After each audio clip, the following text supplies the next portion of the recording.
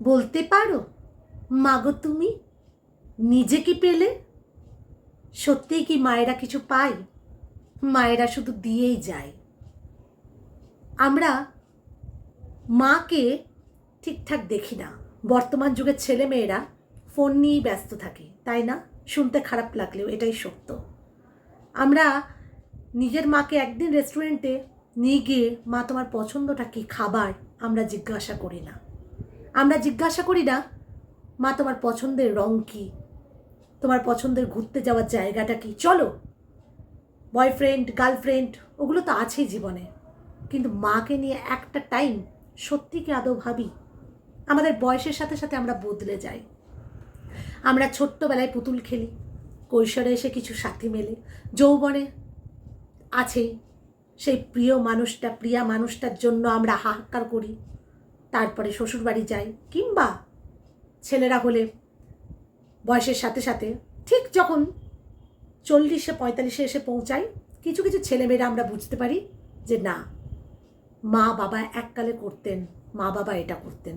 ছেলে মেয়েকে ওই শিক্ষায় দিতে থাকে যে আমরা যে ভুল করেছি তোরা করিস না। মায়েরা সত্যি কিছু পায় না। মায়েরা কেন, বাবারাও কিছু পান না, শুধু দিয়ে যান, সংসারে তিনারা দিয়ে যান। তাই সময় পেলে, সুযোগ পেলে একটু বাবা মাকে সময় দিন। আজকের যুগে, এই আধুনিক যুগে বাবা মায়েরা ল্যাপটপ চালাতে পারে না, মোবাইলে ঠিকঠাক ওয়াইফাইয়ের সঙ্গে কানেক্ট করতে পারে না, আধুনিকতার সাথে তাল মেলাতে পারেন না। কিন্তু বলুন তো, সেই আধুনিকতার ছোঁয়াটা সেই বাবা মাই তো দিয়েছে। ছোট ছোট বাচ্চাদেরকে যখন একটু একটু করে বড় করেছে, কথা বলতে শিখিয়েছে, সেই বাবা মাই করেছেন। তো মা বাবাদেরকে নিয়ে না কখনো চেষ্টা করবেন একটু সময় দেওয়ার। জোরাত করে বলছি, একটু সময় দেওয়ার, বাবা মাকে একটু সময় দেওয়ার, একটু কাছে টেনে গল্প করার। আমরা মন্দিরে যাই, অনেক মন্দিরে গিয়ে অনেক মানসিক করি, তাই না? অনেক ঠাকুরকে বলি, কি নেবে ঠাকুর, এই বেনারসি চড়াবো, আমার যদি অমুক জনের সঙ্গে বিয়ে হয়ে যায়, কি আমি পাস করে যাই, কি আমি জীবনের চাকরি পাই, আমরা নিজের উদ্দেশ্যে বলি সব সময়। কিন্তু বাবা মায়েরা তারা বলে সন্তান যেন ভালো থাকে, সন্তানকে নিয়েই আমাদের সব কিছু। সত্যিই তাই, বাবা মায়েরা জীবনে কিচ্ছু পান না, শুধু দিয়ে যান।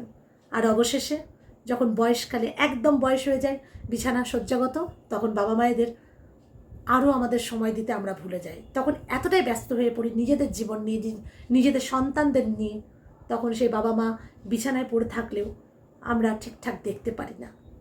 এটাই মানুষের জীবন চক্র, তাই না?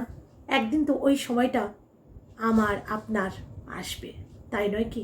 তখন কিন্তু একাকিত্বের যন্ত্রণাটা ফিল করবেন।